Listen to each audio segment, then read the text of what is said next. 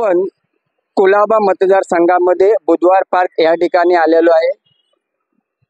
सामाजिक कार्यकर्ते RTI चे जे संतोष दोनकर आहेत यांनी नक्की 105 करोडचा घोटाळा काय आहे आपण प्रत्यक्षात त्यांच्याकडून जाणून घेऊया। आपण आता बुधवार पार्क इथे आलेलो आहे।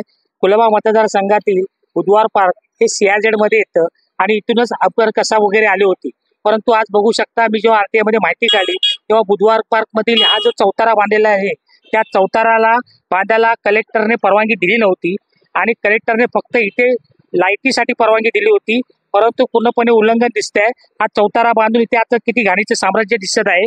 तसंच आपण बघू शकता की ही जी कोळी लोकांची जी 3D फ्रेम लावलेली आहे हे 3D फ्रेम सुद्धा आपण पास्टालेन मध्ये जर विषय घेतला तर पास्टालेन मध्ये जी वस्ती आहे ती कुठली गलिच्छ वस्ती नसून तिथे उच्चभ्रू लोक राहतात। तिथे आर्मी नेव्ही यांच्या बिल्डिंग आहेत आणि खूप मोठा एरिया आहे।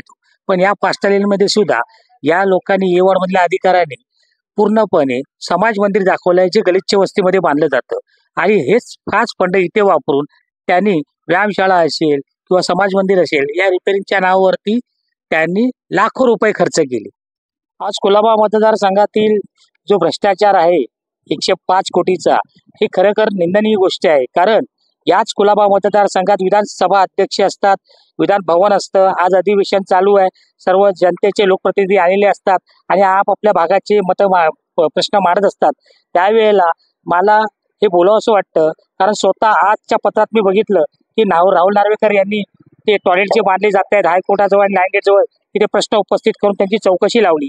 तर मी राहुल नार्वेकरांना ही पण विनंती करीन की मी माननीय मुख्यमंत्रीजींना पत्र दिलेलं आहे की 105 कोटीचा जो हा घोटाळा आहे आणि या घोटाळ्यामध्ये कसा घोटाळा झालाय तर RTI मधून जी माहिती आपण काढण्यात आली त्याच्यामध्ये पास्टालेन असेल, बुधवार पार्क असेल, की ही जी माहिती काढताना आपल्याला असं दिसून आलं की वारंवार तीच कामं घेतली, म्हणजे एकच काम 4 वेळा घेतलं।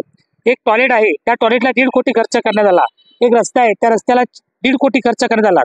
म्हणजे जे कामं करण्यात आली त्यांचं रिपीट करणारं जे काम 23-24 मध्ये घेतलं होतं तेच काम 24 मध्ये घेतलं। वास्तविक हा जो 105चा जो फंड आहे, हा जो निधी आहे तो ब्युटिफिकेशन, सुशोभीकरण आणि गलिच्छ वस्तीसाठी माननीय माजी मुख्यमंत्री एकनाथरावजी शिंदे ते खरोखर एकनाथ आहेत, ते खरोखर साधे भोळे आहेत। त्यांनी त्यांच्या 2 हाताने यांना फंड दिला होता आणि हा एवढा फंड दिलेला असताना 105 कोटीचा फंड त्यांनी चांगल्या कामांसाठी दिला।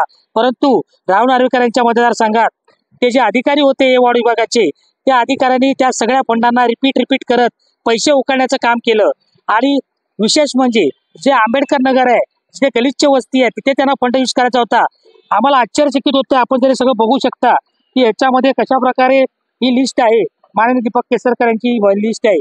आपण बघू शकता की या फंडामध्ये कित्येक घोटाळे दिसून येतात आणि या फंडामध्ये ज्याने PO काढलेत म्हणजे ज्याने कार्यादेश काढलेले आहेत ते फक्त आणि फक्त सहाय्यक आयुक्त, सहाय्यक अभियंता पवन कावरे आणि या सगळ्यांची जी बिलं देण्यात आली आहेत त्या बिलांवरती एक कनिष्ठ अधिकाऱ्याला दुय्यम अधिकाऱ्याचा दर्जा देऊन कार्यालयाने आदेश काढला। हा कोणाच्या सांगण्यावरून काढला याची जेव्हा आम्ही माहिती घेतली तेव्हा मला स्पष्ट दिसून आलं की आपण बघू शकता तो कार्यालयाने आदेश जो काढण्यात आला होता तो कार्यालयाने आदेश दुसरा तिसरा कोणी नसून तो तेथील हे विभागातील जे त्यांचे अधिकारी आहेत एक्झिक्युटिव्ह कनोजिया यांनी तो अधिकार काढला होता। आपण हे बघू शकता कार्यालय आदेश की ज्याच्यात म्हटलंय की राहुल आमदार, स्थानिक आमदार, पालकमंत्री यांच्या लोकप्रतिनिधींच्या सांगण्यावरून श्री प्रशांत कावरे यांना काही कनिष्ठ अभियंता तसंच दुय्यम अभियंत्यांचा दर्जा देऊन ही जी विकास कामं आहेत ती करण्यासाठी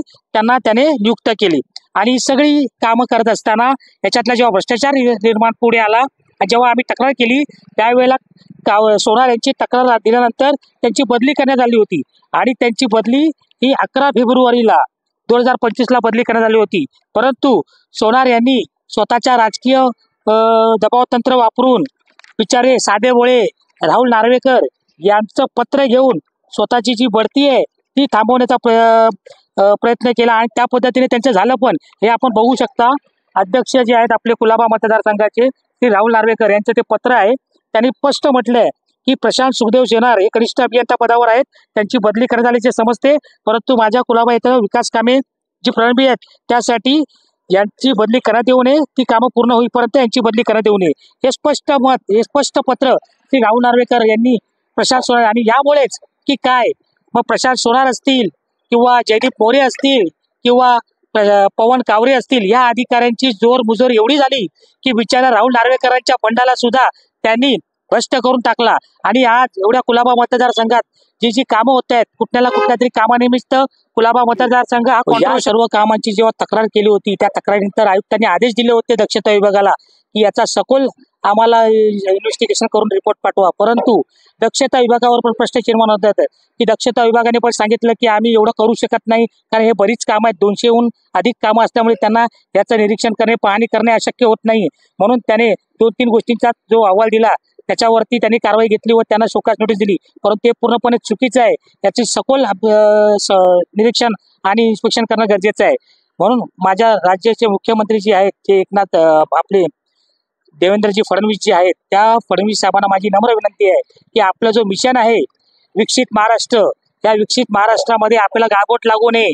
कारण असे जे अधिकारी आहेत आणि अधिकाऱ्यांना करणारे जे राजकीय लोक आहेत, प्रतिनिधी आहेत, हे आपला विकसित महाराष्ट्र नाही तर विक्षिप्त महाराष्ट्र म्हणून पुढे आणतील. म्हणून अशा अधिकाऱ्यांवर, अशा लोकप्रतिनिधींवर आपण कडक कारवाई करावी.